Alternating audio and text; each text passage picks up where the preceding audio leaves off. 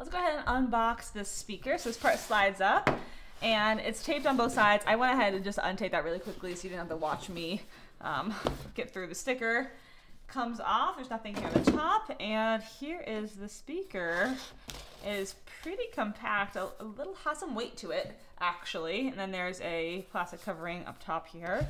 Looks like there's some more things down here. So if I pull this up, oh that's okay, that's just the bottom.